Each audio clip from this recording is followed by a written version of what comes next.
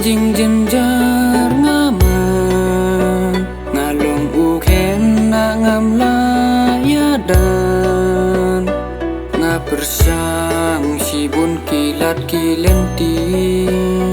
bakum noya pingan pen samrking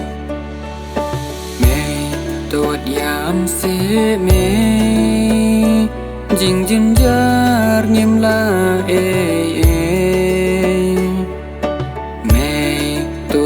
no se me pin sa ko what's ngeo marwe me men sim jong phi ka un na mar ngi long ki briu ki badung me tos ngap se wat yam shu na mar ngi de ki briu badung yam se me jing jenjar ngim la me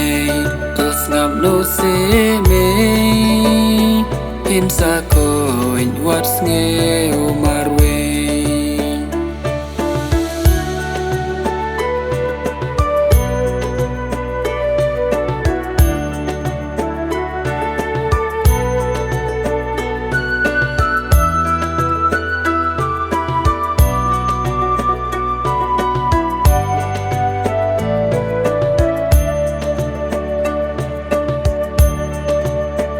Kun singa i mei marwe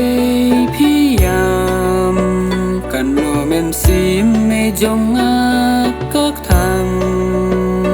ban pen pao ngam nang shisha ko me to map se me yang a what's no me to yam se me jing jenjar ngim la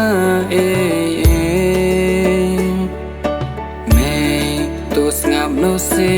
me pin sa ko what's ngeo marwe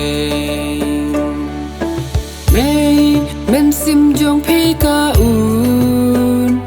na mar ngi long ki briu ki badung me